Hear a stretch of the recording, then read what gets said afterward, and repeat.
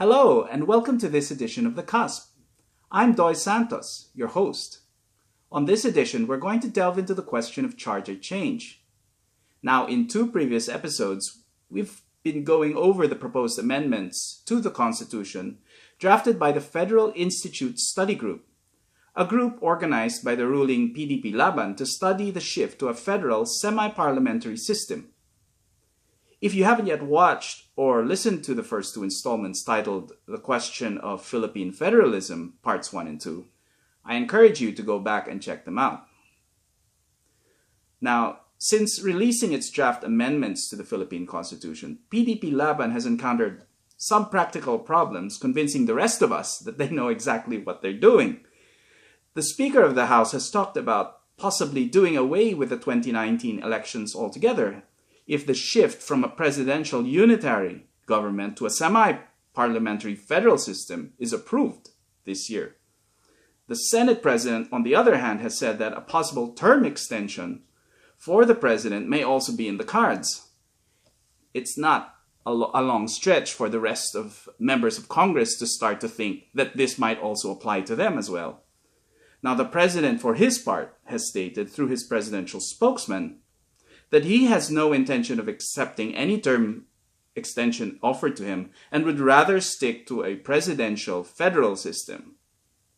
Backtracking from an earlier pronouncement that he made at no less than his State of the Nation address to Congress back in July last year, stating that he wanted a shift to a semi-parliamentary system with a president and a prime minister, patterned after the French model.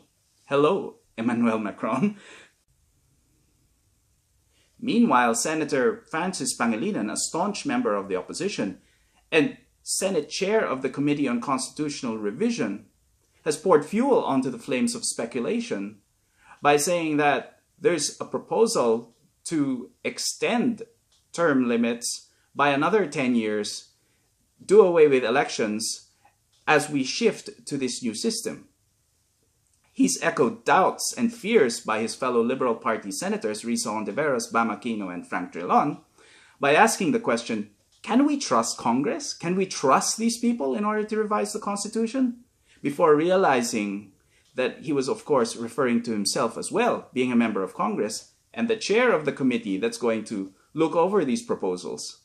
He later stated, of course, that he was going, despite creating doubts and sowing fears into the process for amending the Constitution, his committee would conduct a fair and impartial hearing of the case for charter change. Oh yes, it's confusing. So where does this leave all of us?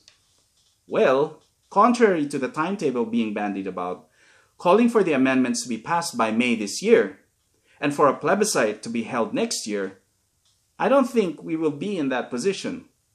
Why? Because of the sheer volume of proposals being considered.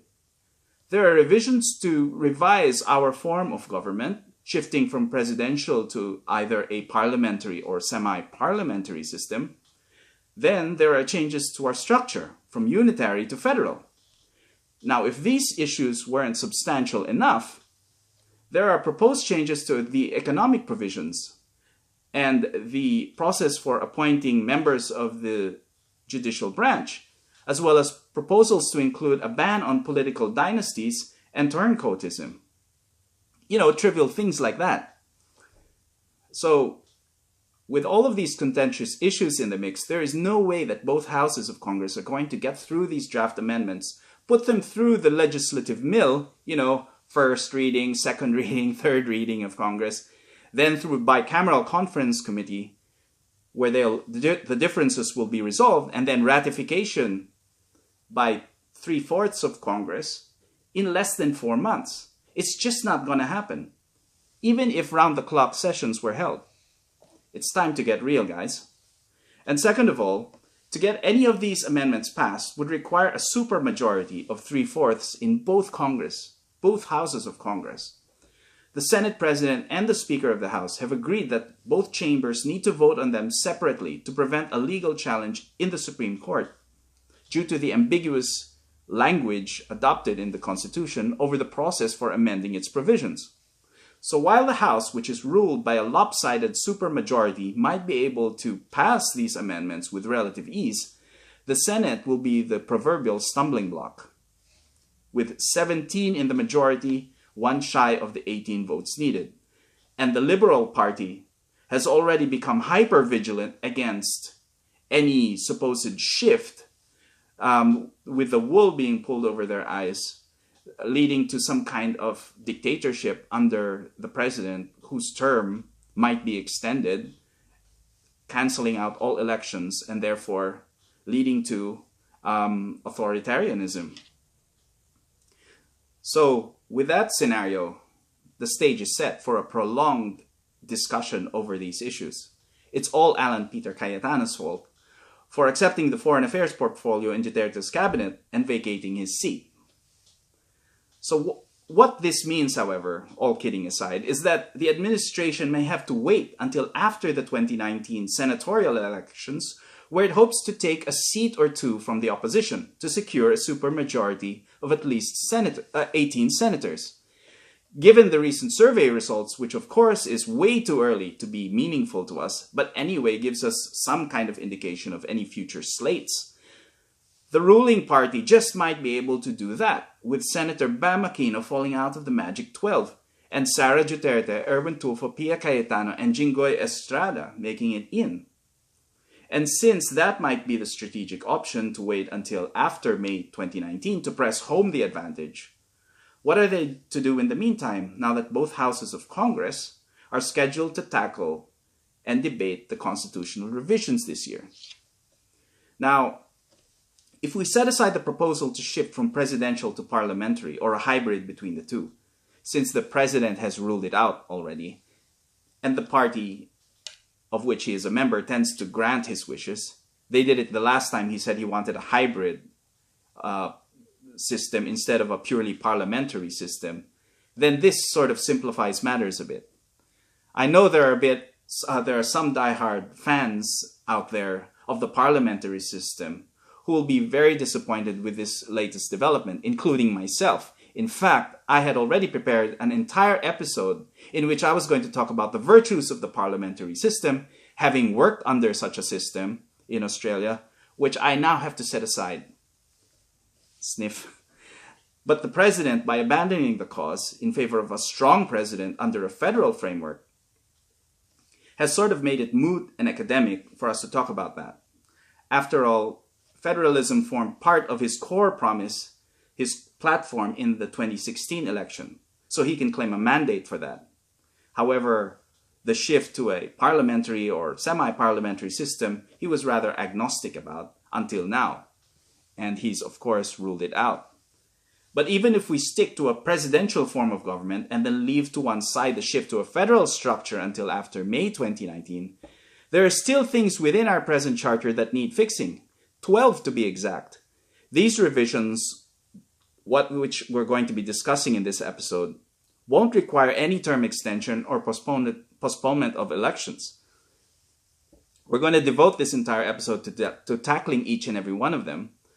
And hopefully the need to fix them will be self-evident and may result in some kind of consensus across party lines. So even if we waited until 2020 for the contentious issue of federalism to be resolved, there are still these 12 fixes which could possibly be agreed upon in the interim or even adopted. Here they all are, beginning with number 1, which is the minority president. Whether we go semi-parliamentary or stick to presidential, we're still going to be stuck with a president who's going to be elected, right? And under our multi-party system at the moment, all our presidents since 1987 have been elected with a plurality of votes, not a majority, right?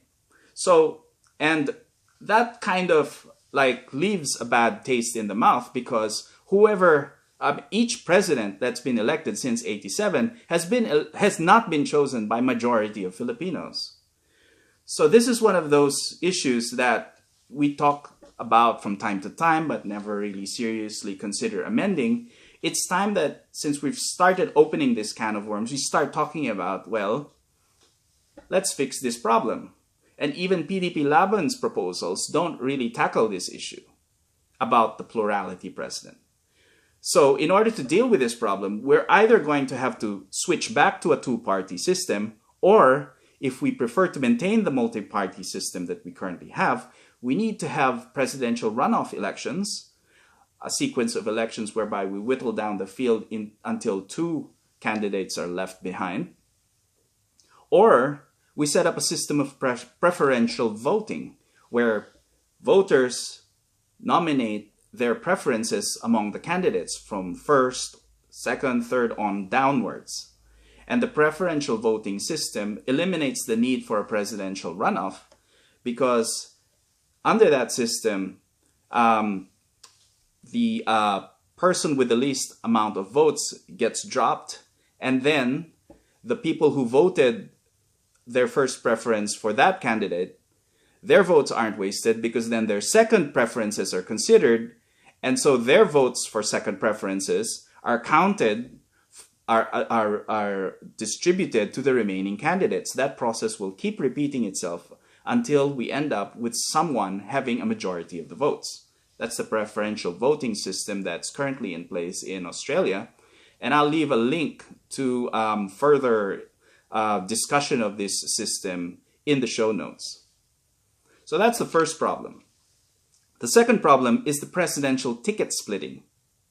Ticket splitting, which is allowed under the current system, means that we can have a president who comes from a different party from the vice president. And what this has led to in our history has been instability, right? Where you have a vice president who might be a member of the opposition, who then thinks, well, like, how can I displace the president and succeed the president before our term of office is up? This happened, of course, in EDSA dos with President Estrada being replaced by President Gloria Arroyo. And currently, under President Duterte, you have Vice President Leni Robredo, who has been sort of like stirring the pot lately, or has been accused of stirring the pot and has been accused of destabilizing the president. So this kind of instability is not very good for our democracy, because it leads to speculation, it leads to excessive plotting, like by members of the opposition, and it doesn't really bring about a very sort of constructive approach to policy making, right? Everything is a contentious issue. Everything could possibly bring down the government, and it's not a good thing to have. So in order to fix that problem, we need to enact a single ticket ballot, where the president and vice president are elected as a tandem, okay? No more splitting involved. And that would simplify matters and allow for a more stable system to be in place. So that's number two. Number three, the vice president's role, which currently is practically nothing. The Constitution is quite silent on what the role of the vice president should be, aside from being a spare tire for the president. And so it's just like a total waste, right? This person is supposedly the second most powerful person in the country, and yet has no constitutionally prescribed role. We need to fix that by, and one proposal is to make the vice president the presiding officer of the Senate, as is the case in the United States, where the vice president casts the deciding vote whenever there's a tie in the voting among senators there, and performs a crucial role of being the liaison between the administration, the executive, and the legislative branch. So creating this special role for the vice president would be welcome, I think. Number four, senatorial elections.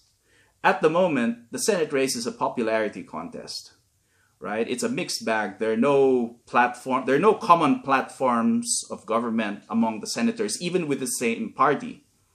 I mean, and it's also very expensive to run for senator because it's a national ticket, it's a national race. Aside from that, because we have to vote for each and every senator who will represent us at the national level, there are too few senators, right? There's 24 of them representing 100 million Filipinos, which is kind of absurd. You know, how could 24 people embody, you know, the wishes of 100 plus million Filipinos? I mean, in the United States, where they have a population of about 350 million, there's 100 senators in their Senate, right? So if like we were going to sort of make that pro rata to our population, that would mean our Senate would have to have somewhere between 33 and 40 senators, right? So we need to move away from the current system, probably break the national the national district into regional districts or provincial districts, increase the number of senators from 24 to maybe 36 or even 48, so that then we can have representatives coming from each region, right? That's one of the proposals of PDP-Laban in their proposed, one of their proposed amendments is to have regional elections per senator, with each region electing 3 senators to represent them, equal representation in the Senate for each region, so that the smaller regions that are less populous, have an equal voice in that esteemed body. And by doing so, it would become more representative and more sensitive to their needs. So that's number 4. Number 5, congressional elections. This is sort of the same problem as the presidential election. Multi-party system, first past the post, the person with the most votes wins, leads to plurality voting, right? Winner is elected based on a plurality, not a majority. And secondly, the party list system is kind of weird, right? So you have a system where party lists can at most occupy 3 seats. So what tends to happen is groups like the Makabayan bloc, in order to increase the number of seats that they can occupy, because they actually can, have to like create several tickets, several parties running at the same time, but they all actually belong to the same bloc. So this is kind of, and then you have like major parties or like various groups that you don't actually know who they're representing at all. So in order to fix this, we need to possibly adopt preferential voting for the House, for the single districts, right? So that we can end up with a representatives who earn the majority of the votes within their district. That's number 1. Secondly, we need to sort of possibly mainstream the party lists. And PDP-Laban has a proposal whereby 60% of the House will be comprised of congressmen representing single districts, congressional representatives of single districts, right? 60%, and 40% would come from, would be voted through proportional voting, meaning to say, similar to the party list, the number of seats that you occupy for the 40% of these seats would come from, would be based on the proportion of votes that you got nationwide. So that means that if we adopted this proposal, for Congress, you'd have 2 votes, as we currently do now, for your district and for a party. But now it's kind of, we're mainstreaming the parties so that all major parties as well as smaller parties can vie for these seats, right? And the apportionment of these seats will be based on the proportion that they earn. So that's number 5. Number 6 is the role of both houses of Congress. At the moment, both houses of Congress have sort of the same function. There's duplication of functions. Too much grandstanding, too many committee hearings going nowhere, right? So in order to fix this, we probably need a kind of division of labor between the upper chamber and the lower house. And PDP-Laban has a proposal whereby the Senate will take charge of confirming presidential appointments, as well as, which includes the cabinet and to the Supreme Court, and ratifies international treaties. And they would just perform a check to legislation passed from the lower house, giving it a regional perspective, since they would be representing the regions, right? So What this means is then the lower house takes charge of initiating all legislation, as well as the budget bill and any taxation bills, right? All of this is just deliberated in the House. When they pass it, it goes up to the Senate. The Senate can either reject it or propose amendments or pass it. And when they do so, they have to do it from a regional perspective. Like, how will this impact my region that I'm representing, right? And the fact that there would be equal representation for each region in that chamber means that the voice of the smaller regions will be heard. So what this means is that if we adopted this proposal, legislation would move more swiftly, and the government could be more decisive, more efficient, and effective in dealing with. There would still be checks and balances. So there's still checks and balances. This would be better than just having a unicameral system, but it would also be better than the present bicameral system where there's a lot of duplication. So you kind of limit the role of the Senate, and in exchange for which they have sole prerogative in confirming presidential appointees and passing treaties. Number 7, judicial and cabinet appointments. That would make it subject to less of this kind of horse trading, where the appointees are held to ransom by some members of the House, give me more projects or favor my district in order for me in exchange for my vote.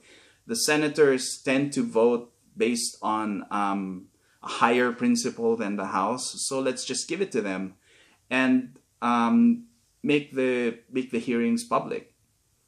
Take it away from the hands of a judicial bar council and just give it to the Senate, as it is practiced in the US. Number 8, uneven development and insensitivity to diverse cultural needs. For example, the Bangsamoro people in Muslim Mindanao.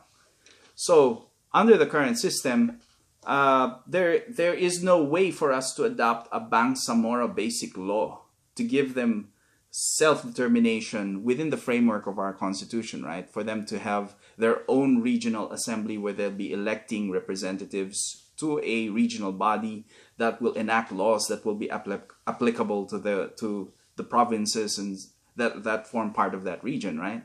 There's no framework. There's no way that can be made, that can be considered to be constitutional under the current framework.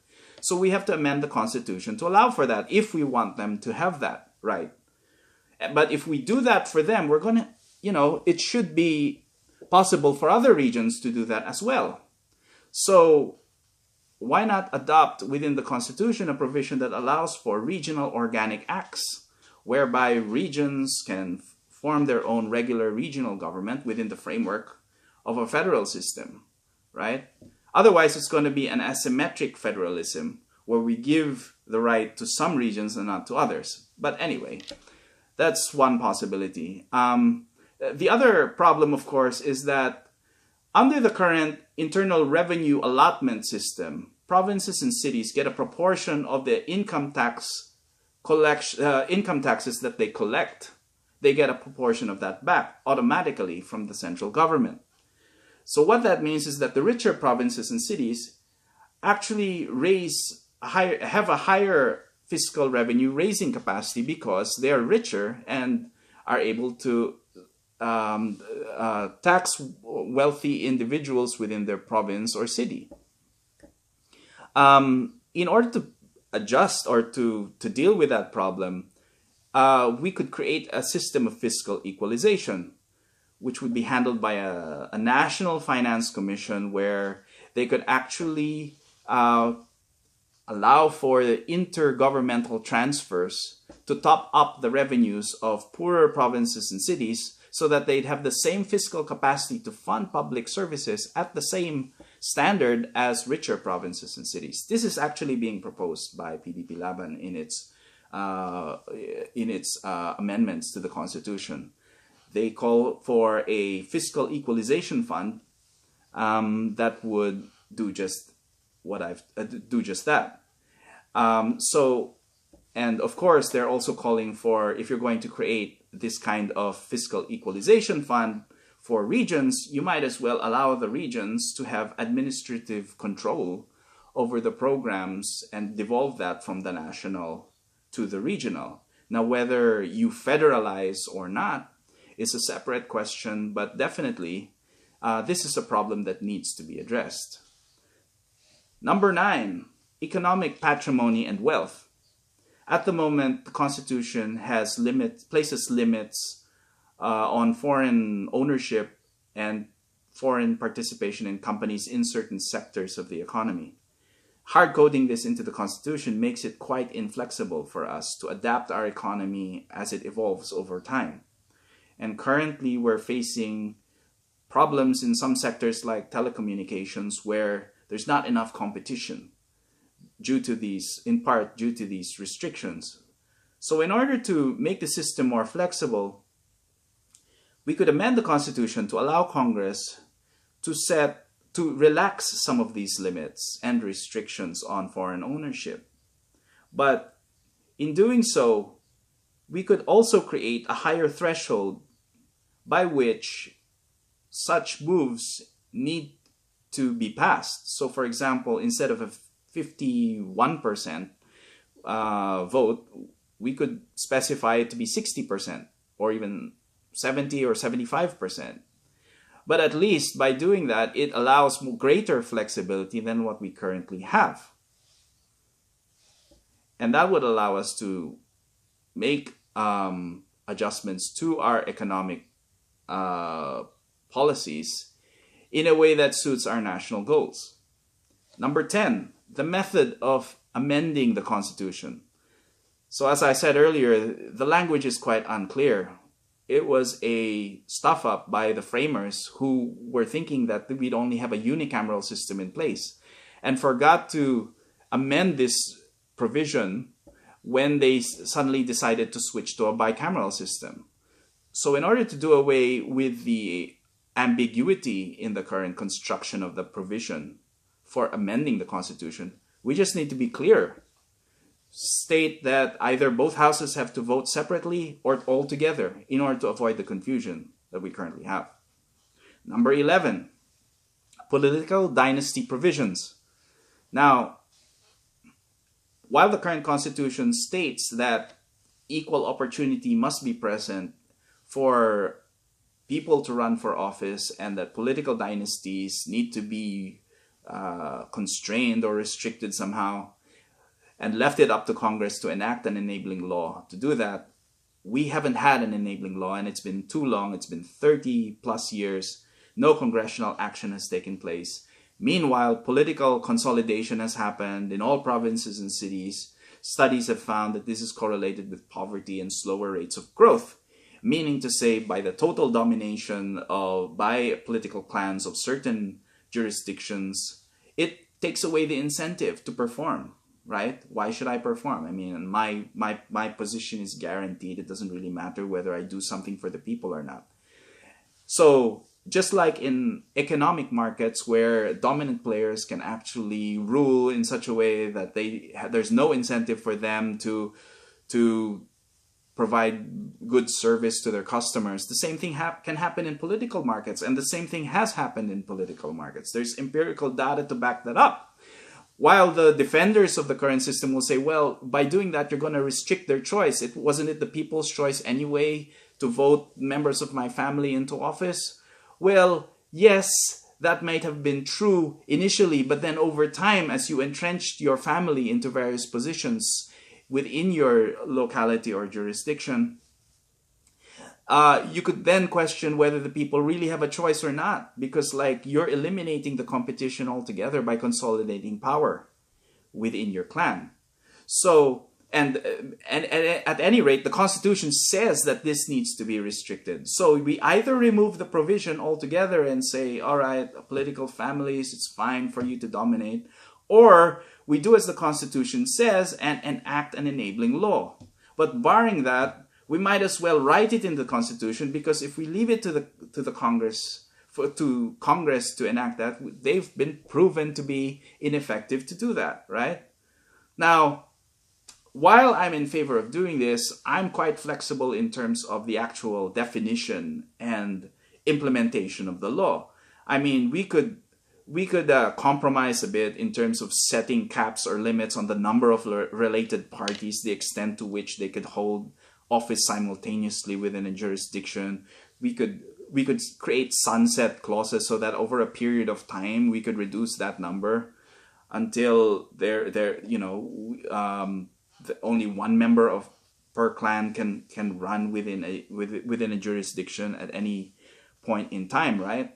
So we can do that, but we definitely need to get a move on this provision, and PDP-Laban actually has some proposals in this regard which merit serious consideration.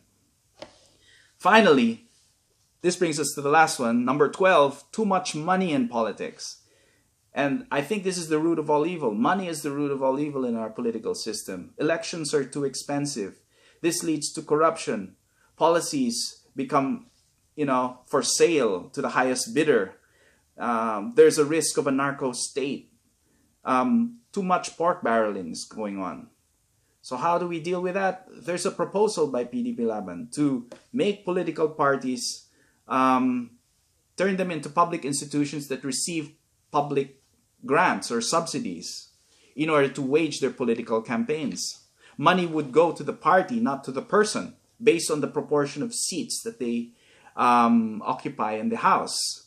So if you have like 100 billion pesos worth of funds that are available and your party occupies 40% of the chamber, you get 40% of that. You can spend that subject to strict rules on what you can spend on, and based on the sources of other funds that you will raise. We could limit, for example, campaign money, campaign fundraising. We could put a cap on individual contributions and a total ban on corporate donations to political campaigns. We could also limit the amount of commercials that any one particular candidate or party can purchase. And we could create a system similar to France where during the campaign, free airtime is given to all political parties so that they don't actually need to buy airtime, spots on TV, which are quite expensive. Each party can have equal access to free airtime during the campaign. So this would limit the influence of money in our electoral exercise and make it more of a contest about ideas and policies, because the parties are the ones that are going to receive the funds. Therefore, they can determine which candidates to field and what platform these candidates are going to have to adhere to. So there you have it. These 12 constitutional problems require urgent action by Congress. Let's hope our elected representatives see the light of day and eventually spend the time available to tackle them. In fact, by gaining a consensus on these 12 issues, Congress might actually gain some level of confidence in the process and create a pattern for working together across party lines that will be conducive once they get to the more thorny issues related to federalism. Do you agree that these are the issues that need addressing? Which one do you think should be the top priority? Let me know in the comments section below. Hope you got something out of this episode. Do send me your comments and feedback. Follow us on Facebook and Twitter, and get the transcripts by visiting our website. Like and subscribe us as well on YouTube. Thank you for tuning in. Look forward to seeing you again when we tackle other burning issues of the day on the next edition of The Cusp.